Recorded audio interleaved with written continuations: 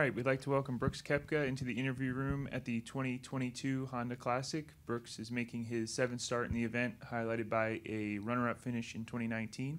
Brooks, if we could just get a comment on your return to the event.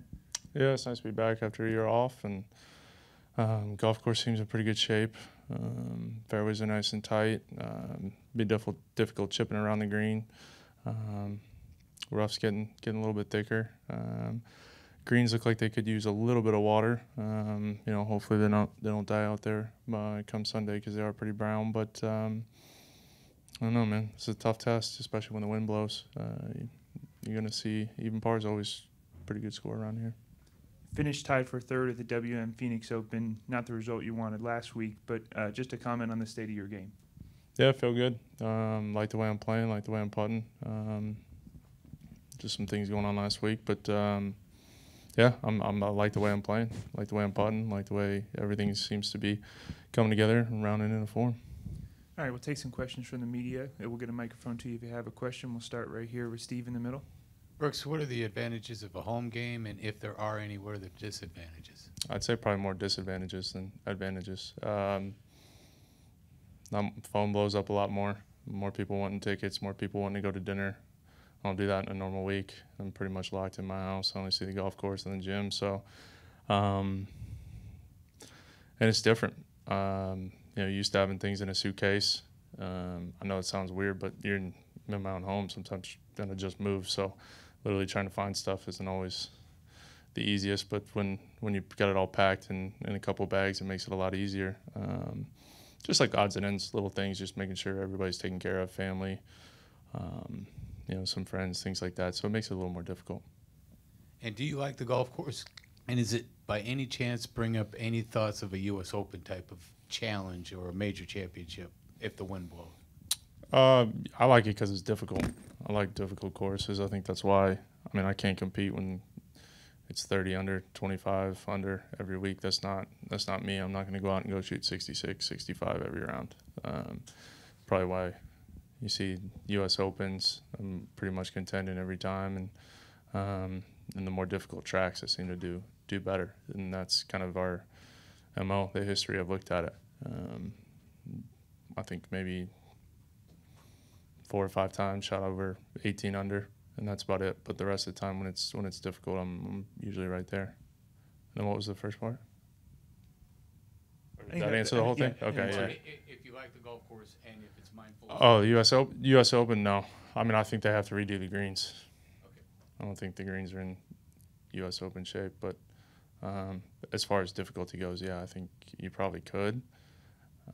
Those 4 holes to finish on front 9 and the 4 on the back are probably some of the more difficult holes you're going to see on the finishing side. On the right aisle here. Brooks, did you say you moved? Yeah. Oh, okay. Still in Jupiter? Yeah. Okay. I was wondering, would you prefer to be paired with your brother Chase in this tournament? Probably not, just because it'd make my family's life a lot easier. My mom wouldn't probably have to watch. My mom probably won't even watch me, or my dad won't watch me. They'll probably just go watch him. But I know my friends are all they're gonna be doing 36, watching me, and then going to watch him. Because we pretty much have the same friend group, so they'll be out there watching him. A lot of work for them, but I don't know. It's different. We don't get to play too much, anyways, even when we're here home. So I think playing in tournament, I think he'd be more worried. I'd rather see him do his own thing. Yeah, well, I know he played here well. Was it last year? Yep. Yeah, it was last year. And have you guys practiced at all together this week? I played a practice round. Played 9 holes with him yesterday, and that was really it. But over the last year, probably not as much. I remember watching him last year. I think he played poorly on Saturday, but if he has a decent Saturday, he's right there, top 10, top 5. But it's all learning experience, and hopefully he figures it out. Okay, thank you. To the left here. Hey, Brooks. Obviously, you've been on the tour many years now, all the major wins, week in, week out, you're playing tournaments. When you're here, does the little kid in you kind of creep out a little bit just with all the memories you have? Do you ever, pass a certain area and just remember something when you were, 11, being a standard bearer or whatever? Not at this place. If we were at Mirasol, yeah. because that's where I did it. Okay. I think I did it like 4 or 5 years. It was a standard bearer at Mirasol, but never out here. I think one year, it might have been either the Wednesday Pro-Am or the Monday. I think it might have been Monday. I remember playing with somebody.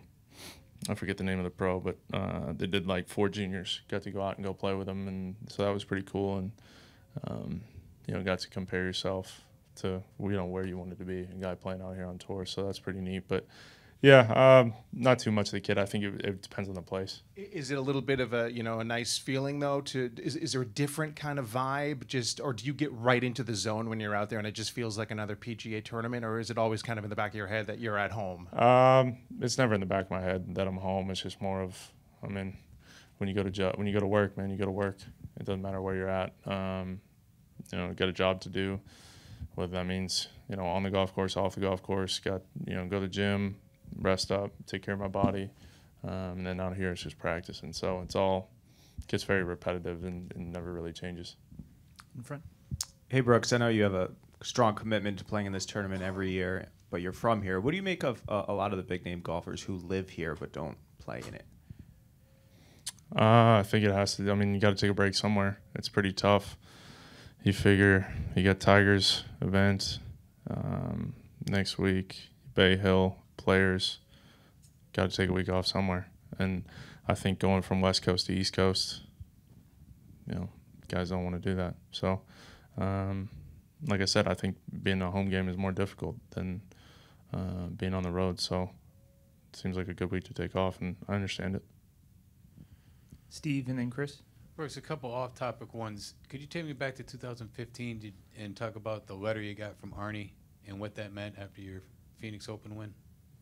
Yeah, I remember getting it.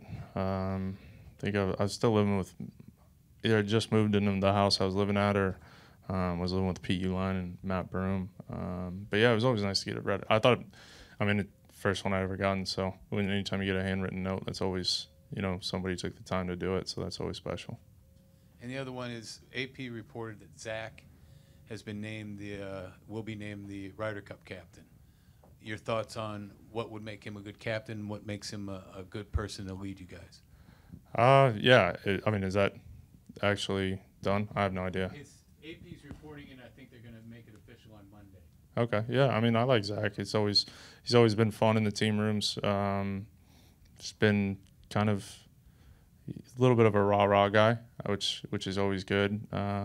He's some of the stuff he comes up with that the public won't see, and what we see behind closed doors is probably what makes.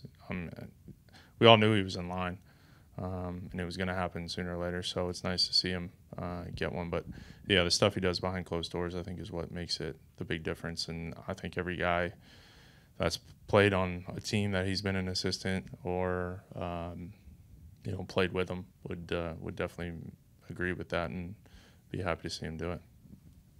Chris and then Tom. Brooks, on this golf course in particular, the bear trap always gets the attention. But on the front side, 5, 6, and 7 played just as difficult, if not more, than the bear trap. What makes it so difficult out there on 5, 6, and 7? Water and wind. It usually is a pretty good combination for quite a few balls. But it's just tough tee shots. 5, you hit it left and you're going to be reteeing or dropping.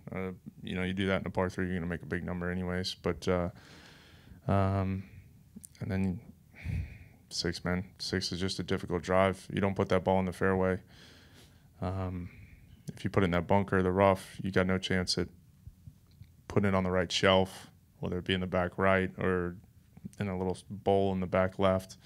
And you're probably looking at 40, 50 feet of first putt. So you got to hit 2 quality shots there, and if you don't do that, you're going to be most likely making bogey. I think everybody in the field would take playing all those 1 over for the week, and then just hopefully birdie some of the easier holes. It's like the first 4 holes are gettable out here, and then you kind of hang on, and then through 12, 13, 14, you're looking to birdie, and then just hang on again. and then hopefully birdie 18. There's really only like 5 birdie holes, I think, and then the rest you just hanging on and playing, not conservative, but just trying to make sure you don't make the big number. And then, did you have a chance to see Phil's statement yesterday? And if so, what's your reaction to it? And if you've talked to other players about it?